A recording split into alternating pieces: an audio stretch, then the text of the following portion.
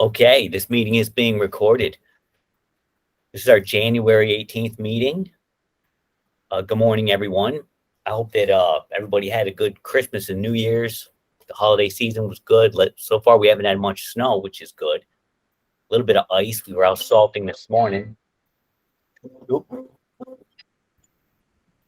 But all right. So our last meeting was held on December 14th, 2022. Jeremy Johnson with New York Bus Sales presented on the Bluebird electric bus. And the Bluebird electric bus uses a 155 kilowatt battery. It can have up to 14 batteries to power it. Uses a electric steering pump, which also uses coolant. So we've got to keep up on the coolant systems on these electric buses. At least the Bluebird one is that we're going over now. It also uses a 6-phase, 380 volt, 315 horsepower drive motor, which puts out 2,400 pounds of torque. So it's a pretty substantial motor that powers this. Like the other manufacturers, the orange wires are high voltage, and we're not supposed to be touching those at this point unless you get certified. The motor bolts on their bus, it needs to be torqued. So that if anybody who gets one of these buses, you're going to want to set that as your interval in your maintenance schedules to retorque the motor bolts. The Bluebird bus can be towed either from the front or the back, which is a big deal because if a bus breaks down or the battery goes dead or whatever the reason, we can tow that. Uses air disc brakes for weight. That's what they said. Plus, they tend to work really well, but uses air disc brakes. Now, it uses a 19.2 level 2 charging system. The batteries can be disconnected with 2 different switches. The longevity of the batteries is 10 to 12 years. That's what they're saying. But that they also have an 8-year warranty on their batteries or 125,000 miles. And I'm sure that as time goes on, we'll be able to buy a longer warranty on these things. It says coolant flush every 5 years. Remember, because it's got the coolant that goes around the battery compartments, around it keeps it all cool and keeps it warm, keeps the batteries at an optimal charging temperature. So we're going to have to keep up on that. Uses Cummins Preventec EV software is used for operating the bus and the charging system. So that's just a few of the notes. Again, that meeting was recorded and on our YouTube channel. It is on our channel, so if anybody wants any more information on that particular bus, it is on you can tune into that. He did go over all the dash lights, and it was a pretty informative presentation. And again, as we get going through with this stuff, I mean, we're going to revisit these electric buses as the technology changes. It's still fairly new to the school districts, and we're all going to be getting some, I'm assuming, at this point.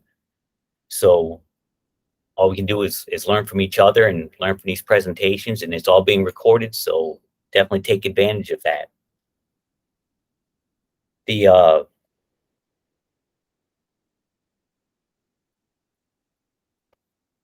Let me know if you have any other topics that you want covered. Like if you'd like a presentation on something, we can definitely work that in. This is our organization. We want to keep everybody involved.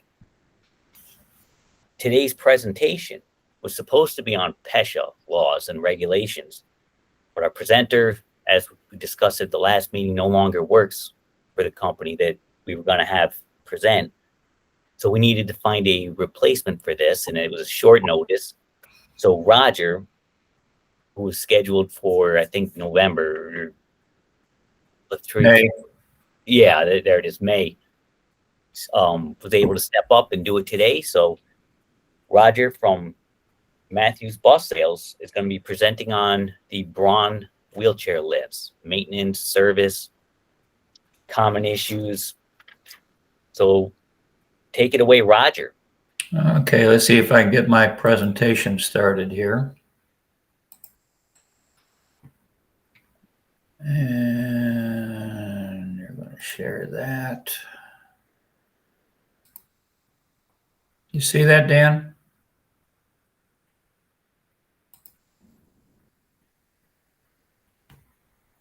Is it coming across, Dan? It is not. Okay, let's try that again. Okay, there we go. Share that screen. Yeah, you have to share the entire screen. There is it. There it is. Oh, great. Thank you. Okay, we're up and running. All right, we're going to talk about Braun, basic operation and maintenance. It's a pretty good product. We've had very good luck with it over the years, and they do a good job for us. A few things to keep in mind. We're going to talk about basically two different products, the Millennium 2, which is sort of their premium product, and the Century 2, which is more the business class. These are very similar, a couple differences, a couple changes in them. There's also another series called the Vista 2. The Vista 2 is basically a Century with a special platform on it. This is used in a lot of Class A vehicles where you have a rear-mounted assembly. The Vista has a platform which actually slides partially open so you can still see out the back window. We're not going to really be talking a lot about the Vista other than it's basically identical to the Century for every other component. Warranty and registration information is always important to understand. There are 2 warranty cards that come with a new lift. We, as all the other dealers, process this at the time of delivery, so make sure your warranty has been started correctly, but always keep in mind there is usually a second card there that is supplied with the vehicle. And the other really important information to look at is the series identification tag, and there are 2 of them found on the Braun lift. One's on the left platform side, outboard end, and the other's inside the pump module. This is the information really necessary to fill out any warranty information or ordering parts or service information. And without this, we really you have a difficult time. At pre-delivery inspection, we try to install the serial numbers into our system so we can assist you if there's ever a problem. Braun warranties are not done on the basis of a VIN number. They're done on the basis of the serial number of the lift. So it's really important that we have that sort of information in our system so we can assist you with any necessary warranty situations. Why do wheelchair lifts fail to operate correctly? It's probably a really important question to ask. We could have the lift out of adjustment, and we are going to talk about adjustments today. We could be in need of a repair or maintenance. And again, we'll talk about some of those areas as well today. Chassis ground. This is one thing that we really don't spend enough time talking about. The positive cable to the Braun lift is on the outside. As you open the door, you look at it right there. It's easy to see. It's sealed, somewhat has a rubber boot over it, and there's usually no problem. The ground cable just grounds to the chassis and an exposed connection. And we're always seeing electrical component failures when they relate to grounds. And you do want to check the grounds on the lift on a regular basis to make sure they're substantially there. The lift's chassis safety interlock could have failed on the lift. That is the body manufacturer's responsibility to build that interlock so that the lift can only operate in the conditions allowed by law. And again, those safety interlocks are something we do have to look at. We're not going to cover that today. That has to do with the body itself. Or it could be something else. It could be failure to operate the lift correctly in the first place. We are going to talk about lift operation today. The driver could have adjusted the lift. Now, this is something we have seen more times than we care to There's a couple adjustments on the tower switches, and the driver says, well, I got an Allen wrench, I can fix that. Well, typically they mess it up pretty good, and that's something that we do have to be concerned about. Using a lift on level surface. Wheelchair lifts are designed to be used on flat, level, clear surfaces. They are not an all-terrain vehicle device. They must be on a level surface. The vehicle, the lift can't hit anything on the way down before that ramp, before the end of it hits. This is a critical situation. People have to understand lifts are not designed for off-road conditions. Operators riding on a lift with a student. Well, it's a lot easier to do that than climbing all the way out of the bus, especially with a rear-mounted lift. Sorry, folks, that's not what they're designed for. What you actually do is you put the lift out of balance. You have excessive wear on bushings and components, and the lift may not operate. And lastly, the failure to test the lift on a regular basis. This is a safety component. This should be tested on a pre-trip and a post-trip as same as any other device on the vehicle. And it's a sin. If you really think about this, you get there to use the lift and the lift doesn't work. If you'd done the pre-trip, you would have known it didn't work. That's just not acceptable. All right. Information was provided from Braun for years. They've done a really good job of installing 2 CDs on every lift. Had all the operation material, had all the service and parts information. The problem today is a lot of today's laptops don't even have a CD drive. Mine don't.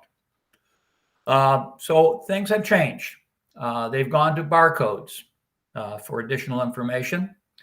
You scan the barcode with your smartphone. By the way, if you don't have a smartphone or a smart tablet, you ought to get one because this is where everybody's going today. You scan the code, it gives you the list. You can now select what you want. I want a product manual. I want the service manual, and it downloads this to my device. It is just a click away, as the slide says. This system works. Now, in that list, in that information, there's a whole bunch of charts similar to this one. Now, I'm going to be putting in Dan's hand this morning, in fact, a complete copy of this presentation, which will have this picture in there. So you'll have an additional source of using it, but they're very important. Why? If I'm working on the unit, by the way, that's where the CDs used to be. That's where the barcode is. Here's the pump, and it's mounted on the front location here. By the way, that pump can be on either side, depends on how it's ordered. But all these other components on here are shown for a very practical reason. If you have a problem, you have a parts need, you have a service problem, you have anything to do with this, a maintenance situation, calling the component the right name really speeds up the process. And we have the ability to understand the first time around exactly what's going wrong with your lift, not what you're calling it, and we can't identify with that. So this is really important to get the terminology correct. Now, basic operation notes. There is a switch right there on the outboard side of the lift, right underneath the pendant location, which turns the lift on. Now, meaning turning it on, there is this bus safety interlocks connect right here where that white connector is. They tell the lift you can work, but that switch actually turns the lift on itself. If it's not in the on position, you won't see the power indicator light illuminated. The lift won't work. Handheld pendant controls, when they are operational, meaning the system is ready to be used, they illuminate as well. That illumination tells you that the pendant is ready to go, the lift is ready to be used. And again, the momentary switches are used to move the lift up and down as necessary. Now, on this picture, there's also circled in yellow here a part that is not standard to the lift. It is a test kit, a test component. This is something which is totally illegal to use on a bus in service. It is used for a technician to test the lift, to maintenance the lift without having to turn on the vehicle. In fact, you don't even need the ignition switch on for the lift to operate with this. What we've actually done here is you've removed the interface connector, which is in this location here, and you've replaced that with this component, which has a wire going around to a loop, which you just loop over the power lead from the battery. When you do this and turn that switch on, this lift is fully operational. And this is the way we test the lift, but it can never be used. It is illegal to use with a passenger on the lift itself. It's not the purpose of it. It's a test piece only. And of course, then there's some general safety information here, which I'm not going to go through at the moment. Now, this is a handy little chart. This is the lift power circuit. And this is a quick and dirty method of finding out, is the lift going to work? You've got some lamp fault troubleshooting you can accomplish with this. Really works nice. Starting off right here, here's where that 12-volt signal comes from the interlocks in the chassis. That 12-volt signal comes into this little switch, the lift power switch we just looked at. When you turn this switch on, what you're looking for is that light to illuminate right there. That light illuminating says the vehicle interlock is correct and it's turned on. It works. Well, the next lights you want to look for are the lift lights. If the lift lights get their power from the battery, from the 12-volt battery system. So what that tells you, if those lights go on, it tells you the relay is good, the fuse is good, and the battery connections are good. The light doesn't come on, that's where you start working. The last lights you look for are the lights that are independent. If the lights are on independent, it tells you all of this is correct. It also tells you that the inboard raise switch and the inboard occupied switch, those two switches, one of those switches is closed. Without that being closed, the lift will not operate. Now, if you notice how this is wired, either one of these switches being closed, that circuit would be active. Both switches closed, it's still active. But the switch, one of those two switches has to be closed for the lift to operate. Now on the Century class, we add one more switch, and that's on the outboard barrier, the outer barrier raise switch. And it basically says if that outer ramp has not closed, the lift also will not work. Again, a little repeat, IB raise switch. This is used when a platform is traveling up and down and that inner barrier is right vertical. The IB occupied switch is used in transition. When the lift starts moving from floor level in the bus, the platform starts to raise. As it raises, there's another switch, the IB occupied switch, which tells the system it is correct and it should continue. That switch will actually, the IB raise switch will actually make contact before the IB occupied switch unconnects. That keeps there at least one switch on at all times. Now the outboard occupied switch, raise switch on the Century, again, that's the switch that if you were to stand on the outer barrier and try to lift the lift up, it would fail because that outer barrier must be up for that circuit to be completed. Now, here you see those inner barrier switches, the one we were just talking about here. Here's the lift when the platform is at floor level in the bus. When it's at this position, the inboard occupied switch is closed. Now, this switch is actually in this lower arm. This pad actually will ride along this as the lift starts moving down and keep that switch closed. When the platform is down, you'll see that slide is already moved off of that. At this point, the inboard raise switch is closed. The outboard is not, but we have to have an overlap between these two. These two switches, one of them always has to be closed. And shortly after this leaves the bus and starts down, actually both of them are in contact. All right, the outer barrier switch on the Century class. When this foot hits the ground, the latch is released and this outer barrier will come down. That opens that switch and stops the lift's motion. When we raise the lift, as this comes up, the first thing that happens, this outer barrier comes back up, closes that circuit, which again allows the lift to continue up. So it's a very, very simple switch. 4 switches control the operation of the lift. They are the tower switches. The tower switches are in the 2 towers themselves. Switches 1 and 2 are always on the end where the pump is. Here we have the pump on the right side of the lift. If the pump was on the left side of the lift, we'd have 1, 2, 3, 4. It would be just the reverse of this, but they don't change. Now, the tower switches functions. Switch number 1, right over here on the pump side, is used when you unfold the lift. It basically says, I will unfold the lift and I will stop it at floor level. It tells the lift where to stop. So you push the fold button, it would continue down and automatically stop at the floor level thanks to tower switch number 1.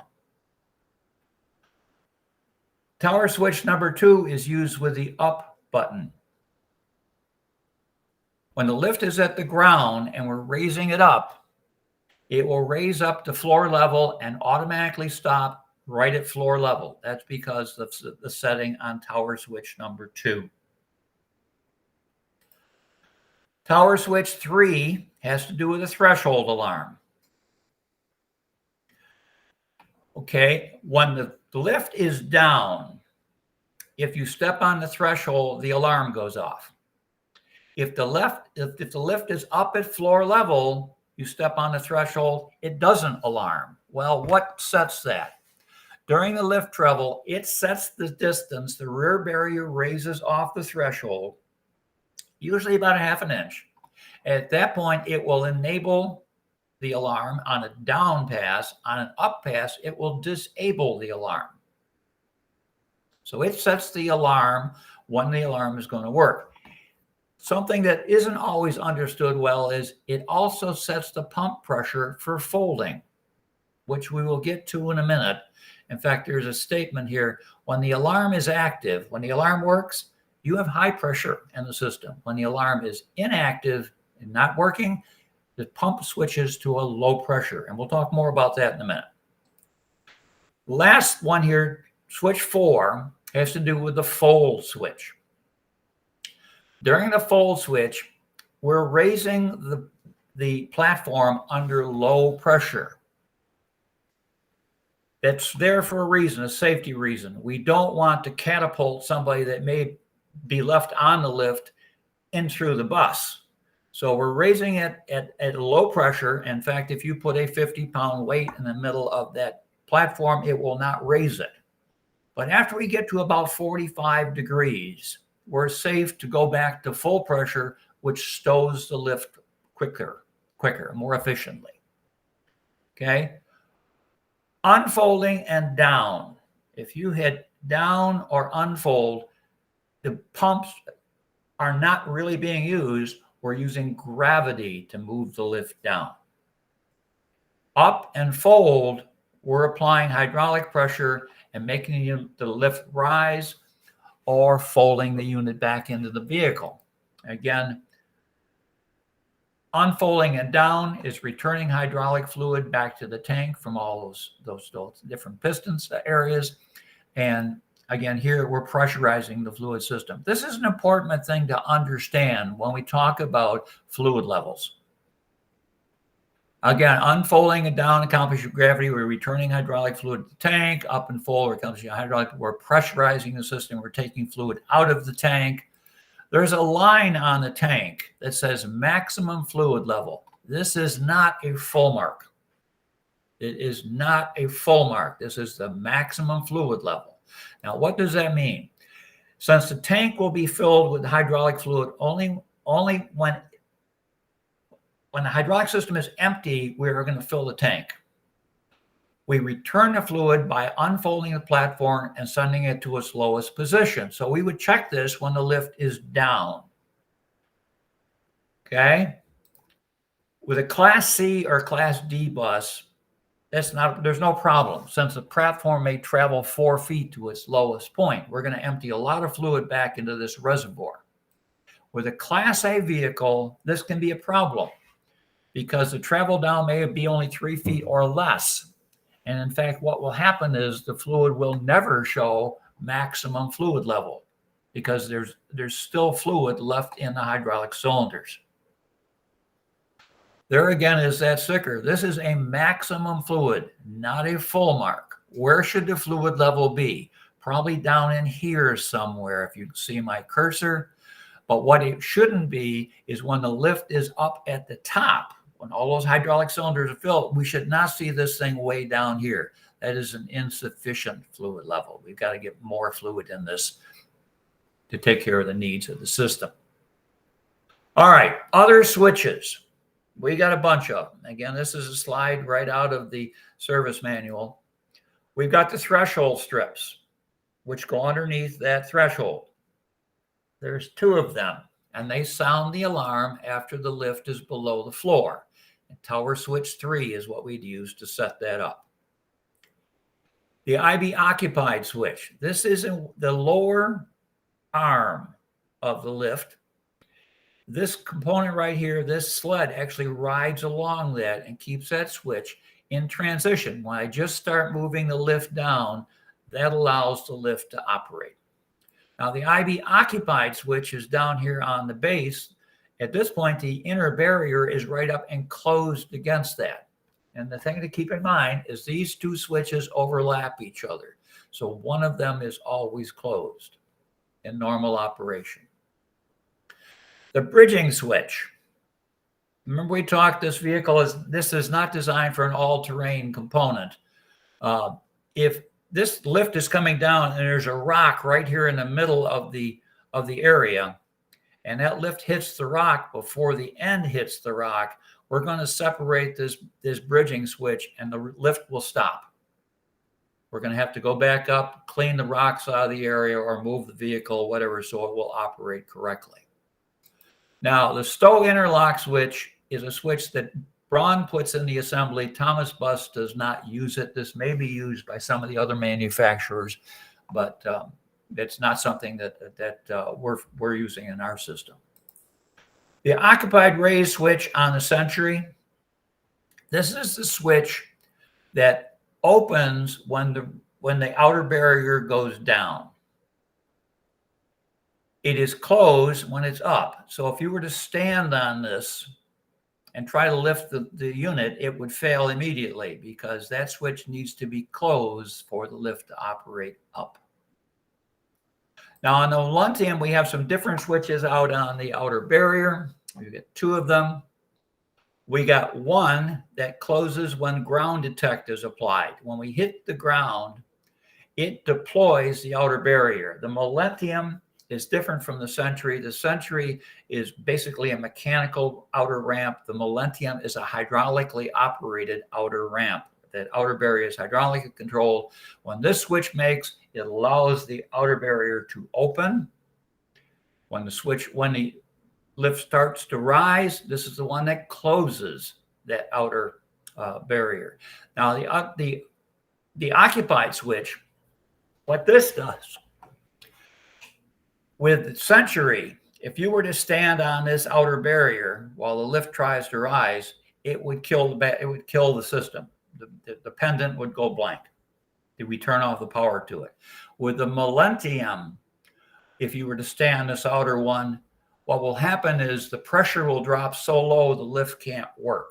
You'll actually hear the motor on the pump running, but there's nothing happening because the Millennium will not allow the system to develop pressure until that barrier is allowed to close. None of these switches have an adjustment. That's probably the most important part of this particular slide. None of these switches have an adjustment. They either work correctly or they don't. The switch could be bad. We could have a wiring problem. We could have any other situations, but the switches don't adjust. They either are good or bad. Now, the only switch on here, by the way, that won't stop the bus or stop the lift from operating is the threshold switches. And in fact, we've had this question from some of the DOT inspectors. They say, well, if you step on the threshold, the lift is supposed to stop. No, it's not. If you step on a threshold, once the lift starts down, the alarm will sound, but the lift will continue to operate. It's the only switch in the system that will not stop the operation of the bus, of the lift in the bus. All right. First step to operating a lift, however, is always to fold up. The reason you fold up before you fold down is the lift tight latches that are designed to hold this unit up as you're traveling, as you're just moving down the road. When the lift comes up, it will push the latch back. It will settle down on it slowly because of this gas shock, and it will hold the lift in place. Now, to get this latch undone, what we've got to actually do is we've got to fold the latch, which will push it back in slightly. That will raise the lift tight latch, allowing the lift to move out. This is a design of the system. You must do this. Now, I'm not telling you that that lift latch will never pop off by itself. If you take a lift powered unit down any of our streets today with all the potholes, you could very easily pop the lift out of this position, and that lift is still going to go out and hit the door. But again, that's what the design of it is. And you really can't design for potholes at times. And that's one of the problems we will always have. All right, deploying the system to unfold. First step, the actions that performed of rotating out and down from the stowed position to floor level and horizontal, and it should stop right at horizontal thanks to tower switch number 1. We then push the down button. The action lowers it down to ground level. And again, during this operation, the inboard and outboard switches cannot move. They got to be in good position. And again, we have to sense the curb to stop. Now, when it hits the lower end, the platform reaches the ground level, and the down switches continually press. The outer barrier rotates downward in the vertical position to the ramp position, and we're ready to load or unload. Stowing up. We push the up button. We're going to move up. The first thing that up is the outer barrier will come up. Then as we continue to push on the up button, we're going to come up to floor level and stop. And again, that's tower switch 2, which has done that. And again, those inboard and outboard barrier switches have to be closed during that operation. Then for fold, the action of the platform rotates up to about a 45-degree on reduced pressure, and then continues the rest of the way up under a higher pressure. And that's tower switches 3 and 4, which have accomplished that for us. Manual operation. We do have a manual system on these. The biggest concern I've got with it is when you open the valve, you are in control of the speed of the lift. Be careful, just open it slightly.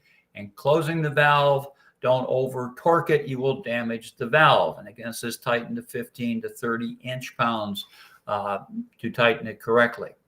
Now, one thing, this is never designed to move a person into the bus. It is designed, used only in emergency situations to remove persons from a bus. You should never attempt to load someone in a bus with a manual operation. It is not what it's designed for. Now, complete instructions for operation are right here on the side of the pump housing. They're again in these slides. These are in the handout, which I'm going to provide to everybody through Dan. And I'm not going to go through these. Now, maintenance and lube schedule. Our maintenance circles all around 750 cycles of the unit, and there's a cycle counter on the tower. Most of these operations are lubrication. There's a few things here: inspect the outer barrier for proper operation, adjust the full pressure if you need to, verify the NHTSA operating checklist, all of that. But most of this is maintenance, it's lubrication. Now, the concern I have is we will see buses come in that 2 or so years, and they'll have 400 cycles on the counter. That bothers us because the lift is part of the safety checklist that you should have on every bus for pre-trip and post-trips.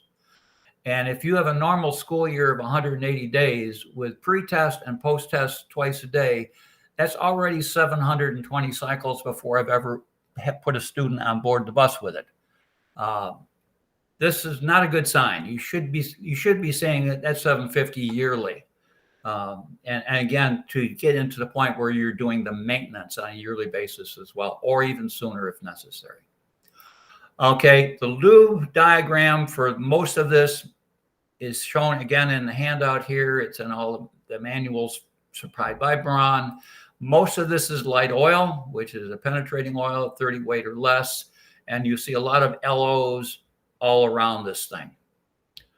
We use door ease, or a stainless stick type lube, in 2 locations. It's on the underside of the lower arm where this block, this sliding block, rides along. Remember, inside one of these is one of the inboard switches. And lastly, we've got some light grease used on some sliding components down here on the latch, and also where the inner and outer fold arm contact, there's some slight light grease used in those areas. One of the things that Braun is concerned about is the position of this lift is in such a place where dust can be introduced to it rather easily. The problem with that, of course, is this light grease will attract the dust and give you some problems. So again, it's important that we clean those areas as well before we lubricate them.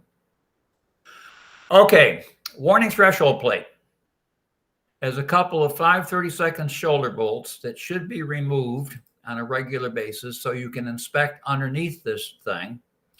And you can't believe all the crap you'll find underneath this. It will interfere with the operation of the warning signal, the alarm.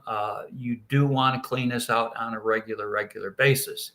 Now, also underneath here are both your threshold switches, which are basically just these tube switches. When they are compressed, they make contact and it sets off the alarm. Now, these are held in place with some wire ties. And these wire ties are very loose. They're loose because we're just trying to hold this in position, not tighten down on it. If you bear down on these wire ties and tighten them right down, what you'll actually do is contact the connectors in the switches themselves, and the alarm's always on.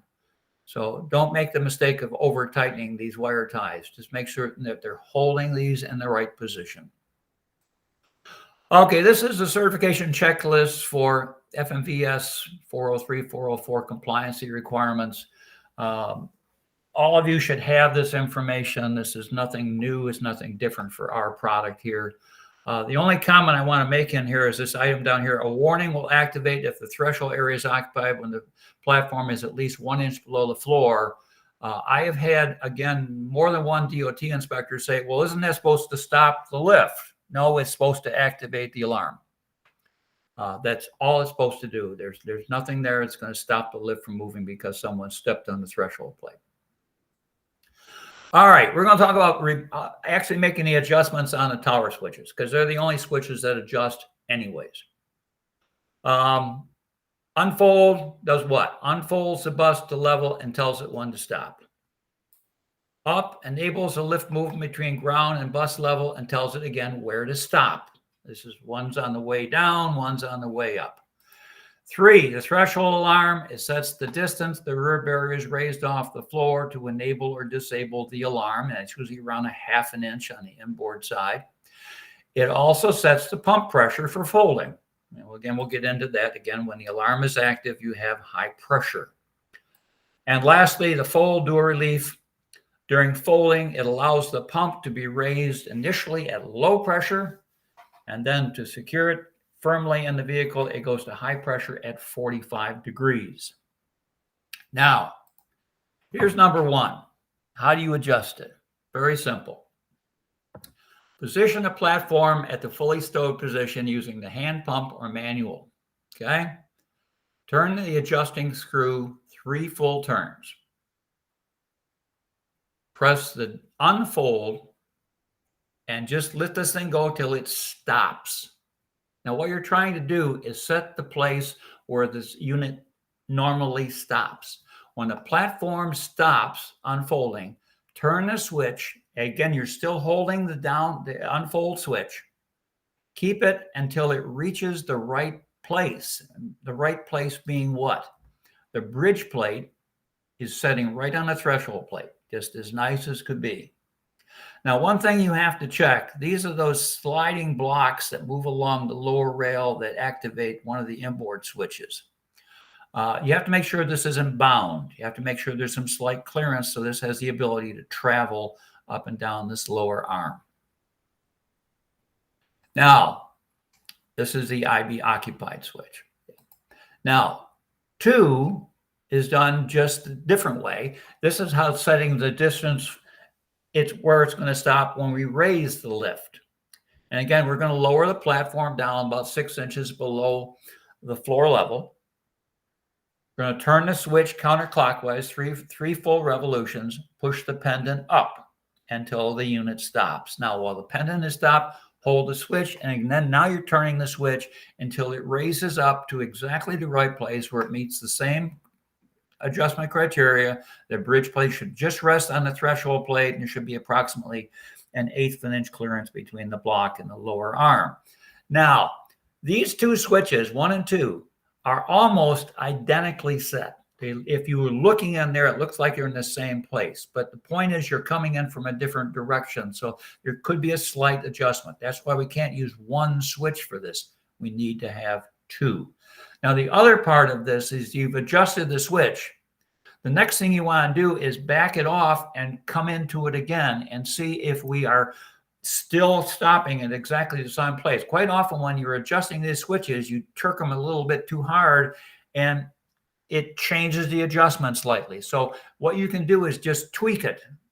If it sits a little low or a little high, just tweak the adjusting nut a little bit and try it again until you zero it in on the point where you want that to stop. Now, tower switch 3. The position platform at the fully raised floor level position using the pendant control. You're bringing the lift right up to floor level. That platform should be sitting right on the threshold plate. Step on the plate. If the alarm's sounding already, we're going to go to step 3 first. But if it doesn't start, we're going to continue to apply pressure to the threshold plate and turn the switch clockwise until it sounds the alarm. Then we're going to do what? We're sounded the alarm. Now we got to back it off slightly because we want it to be just a little bit under that. Continue to apply pressure to the threshold plate, slowly turn the adjustment to counterclockwise until the alarm stops. And if you've done this correctly, you'll see about 1/2 inch in here. Now, what isn't commonly known about switch 3, it also adjusts the pressure for lifting and fold. If the alarm is active, the lift is in the down position. It's traveled down to the ground. We need the ability to lift 800 pounds, so we have to have high pressure. However, when the lift is at floor level and we're folding it, I don't want that much pressure. I want just enough pressure to lift the lift. In fact, the test for that is we put a 50-pound weight centered on the platform. At this position right here, it should not be able to lift that. We also know that's in that correct position because the alarm is now deactivated at this point also. So if the alarm is deactivated, you have low pressure. If the alarm is active, you have high pressure. Now, switch 4 is the switch you don't want to adjust, to be very honest with you. This is the one that drivers will get into. Notice the switches. This is the switches. This is switch 3. This is switch 4. There's quite a bit of difference between those 2 switch positions. If you look at 1 and 2, you can see the same thing, but 1 and 2 are almost exactly at the same point. There's hardly any difference between them. So drivers will say, well, obviously this isn't adjusted right, and they'll adjust one of these switches. No, you don't want to do that. What you want to do is set the lift at 45 degrees with the pump or the pendant. Look in there, and what you're going to do is you're going to turn the adjusting screw in or out as necessary until a radius of that blade is riding on the apex of the activation plate. Now, you verify it by doing this. If you have the lift at floor level, apply pressure to the outboard end of the platform. How do you apply pressure? Lay your arm over the edge of it and just hold it down. Press the fold switch, and it should not move. Okay, it should not move. Now, if you've done that correctly, that's tower switch 3. That's going to do exactly what it's supposed to do. Now, this also changes the pressure. At 45 degrees up, what that switch is really doing is it's turning the pressure back onto full pressure so we can quickly move the lift into the stow position. We don't want that high pressure on the low side below 45 degrees, because if there's someone left on the platform, you've just catapulted them into the bus, which is not what we want to do. Okay, here's another shot of switch 4 at floor level. Okay, the Millennium has a couple changes at the ramp end. It has 2 switches out here versus 1. It has a switch called the ground detect switch, which allows the roll stop to deploy. Ground detect switch is closed when it hits the ground. It deploys the outer barrier. Again, hydraulically, we're going to sump the cylinders off, allowing the barrier to move down. This also closes the barrier when we're lifting the assembly. Now, the outer barrier switch allows the platform to raise if the switch is closed. Okay, this is the one that if you were to stand on the outer barrier and try to lift it, that switch being opened in that position would stop the lift. And it would stop the lift not by turning the lift off. It puts the pump into a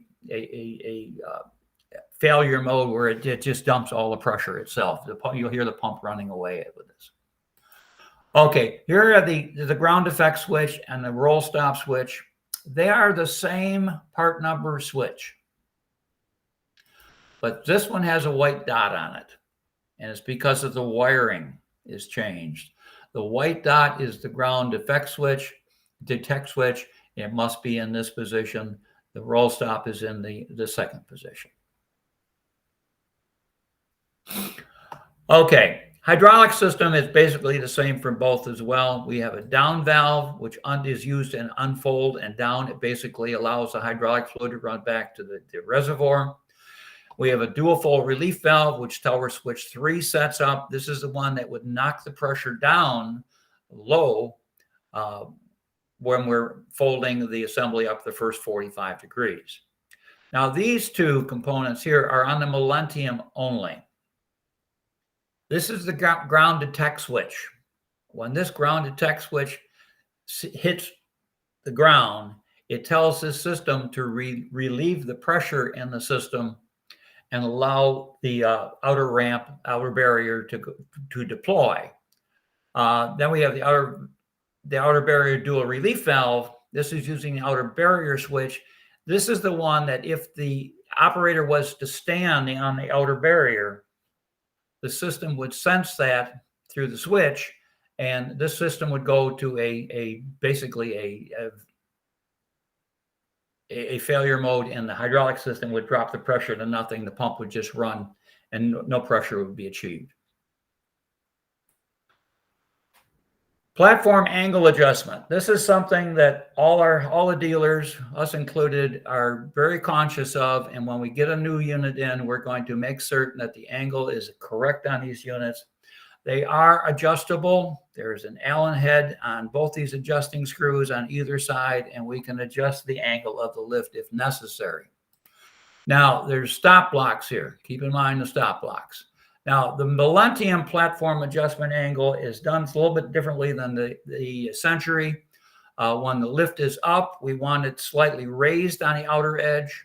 When the lift is down, we want that outer edge down a little bit. And that A and B dimensions here, we typically try to make that the same. The Century is different. A Century is a little bit more mechanical. When it is at ground level, that basically the whole assembly is laying flat on the ground.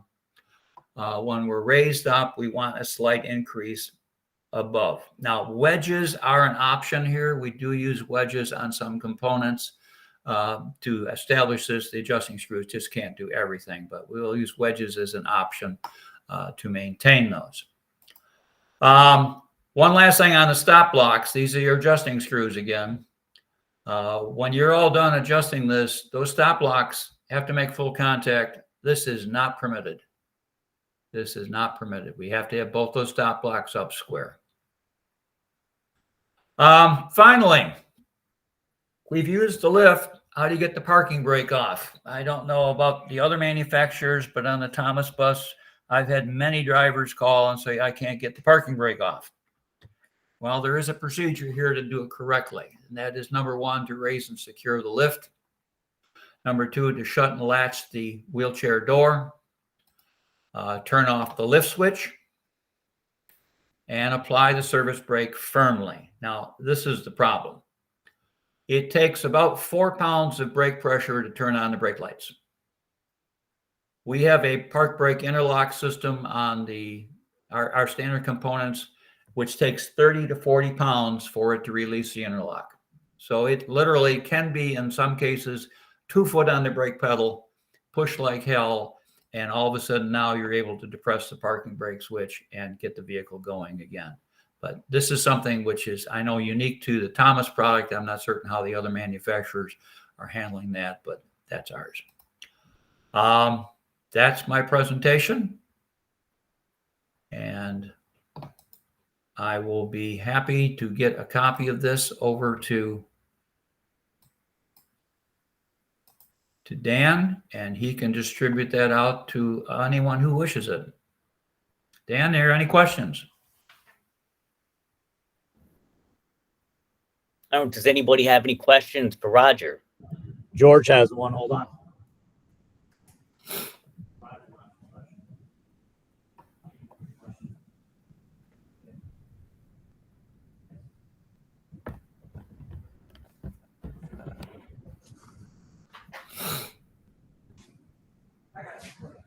I got some questions.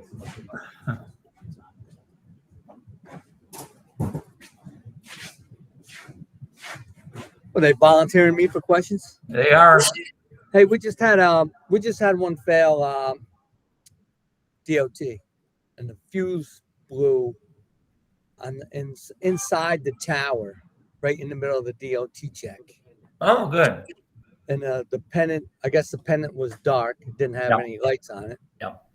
But that was right during and that's an A, by the way, just so anybody knows. Oh, yeah, it is. We really couldn't find anything wrong except maybe the 3-cent fuse, but I don't know. Mm-hmm. And you can't, with DOT being the way it is, if you fix it, you can't appeal it. But there was really nothing to fix. Yeah. The fuse just blew. Yeah. So are they doing any?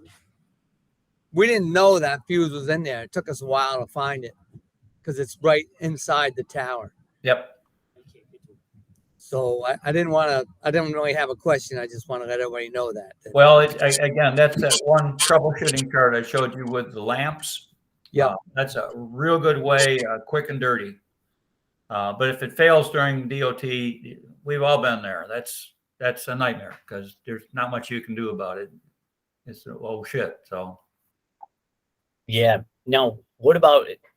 Because where it was, this was on a short bus, and it was in tight because you got the glass, the panel. So, and that's the side that the pump is on.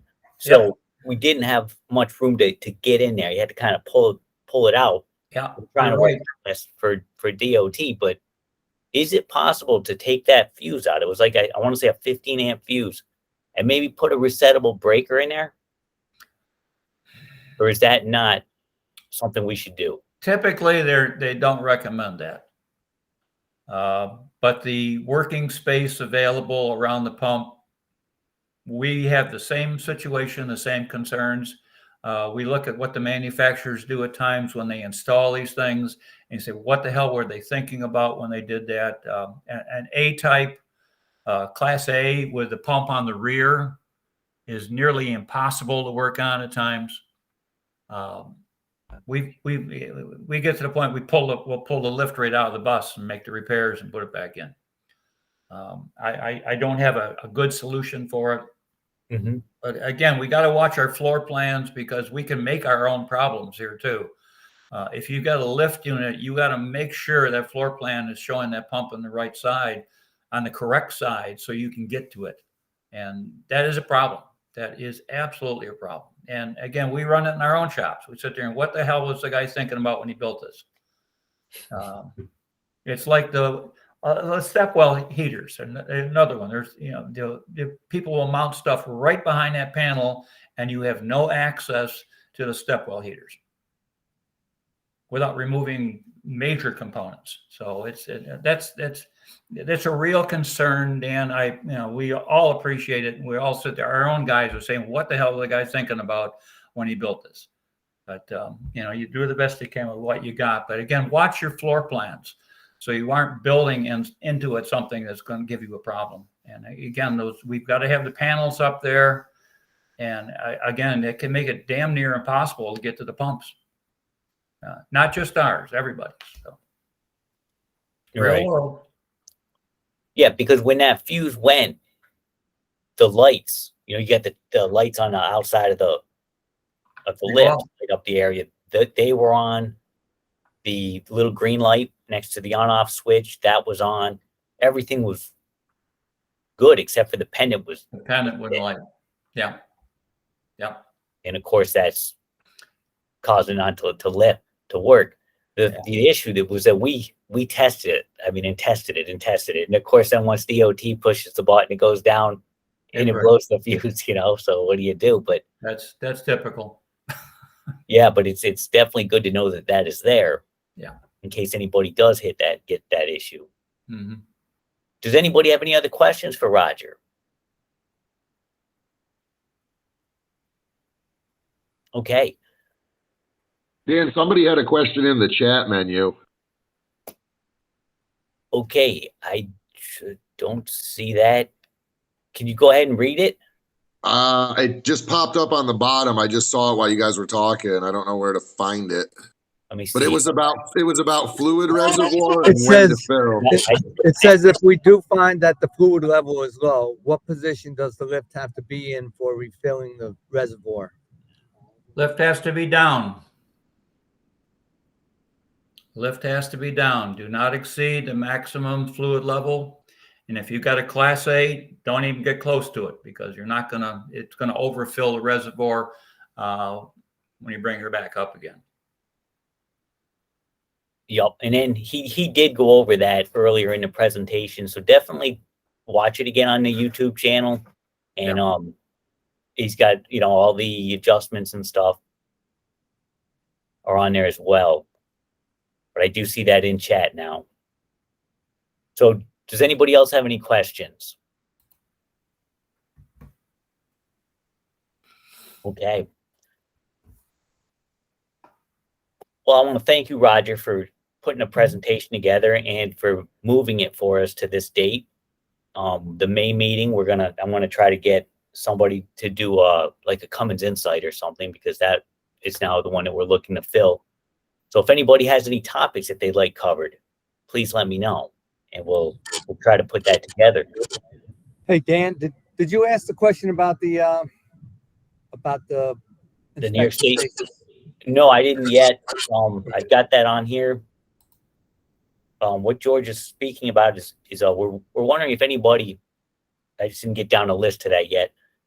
The New York State inspection machines. Has anybody gotten the new computers yet? They were supposed to be mandatory or something by November of last year. But then it got pushed back, and I didn't know if anybody has purchased the new machines yet for New York State inspections. I don't think anybody has, George. Okay, well, that is The definitely silence was deafening, deafening silence. Crickets all over. yeah, that's something that is we're gonna have But to the do. last time I So checked on ours, they said we would see it sometime in the second quarter. So, and it was supposed to happen by November of 22, but nobody's got them yet. And they were starting with the people that were just going to start out. They weren't going to give them the old computers. They were going to start them with the new ones. And then the people that had the old ones, they would just start going down the list and getting them. But you got to make sure you keep up on it, because there's only allowed to be so many certain amount of New York State inspecting stations in your area, and if you miss out, you won't get one. I mean, you got places like the Mavis up there by in Greenville. They can't get a New York State inspection sticker. They can't get a New York State inspection machine because there's too many other people around them that have them. So that's how that works. So do not let that go by the wayside. It's pretty much what I'm saying, because you will be taking your grounds and other vehicles to the nearest gas station, which isn't a big problem for some people, but we got almost 50 of them now. So okay, well, as people get going with their inspection stations, if they can just keep us all posted on or at least send it to me, any information that you're getting on it, how your machine's working, how long it took you to get it, and we'll distribute it to the association. And I will do the same as we get ours. Our next presentation, let's see, will be held on February 15th, 2023. New York Bus Sales is going to be presenting on G-Tech bus parts. So they seem to have a new system where they can get parts for a lot of different vehicles, and they wanted to speak to our organization and show us what they have to offer. So that might be something for anybody that's in the parts specialists, or if you wear all the hats in your school district, we can pay attention to this and see maybe they can help us out with some getting parts a little easier. The other thing that we had is I want to be at our last steering committee meeting. Paul Bangaroo from North Colony Central School District was elected our new treasurer. So we do have a treasurer now. I have all of the paperwork and stuff. The bank accounts, they will go to Paul Bangaroo here as soon as I get them down to him. did we let him know yet? We still got that dirt on him, so he's got to take it, right? He knows. In fact, I spoke to him the other day, but and I we see he didn't was have enough dirt on him. yeah. Okay. That's pretty much all that I have for today's meeting. Does anybody have anything else that they'd like to add to the meeting today? If not, I'm gonna go ahead and close the meeting.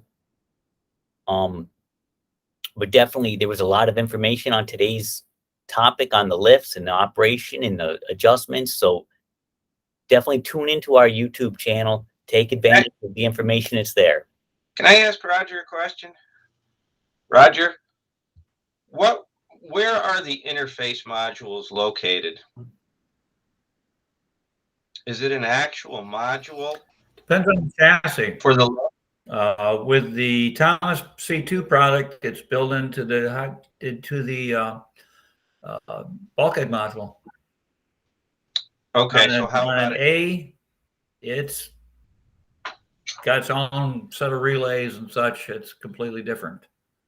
And that is controlled by GM. No. That's a Thomas. Okay. That's Thomas. Okay. Thank you. Mm-hmm.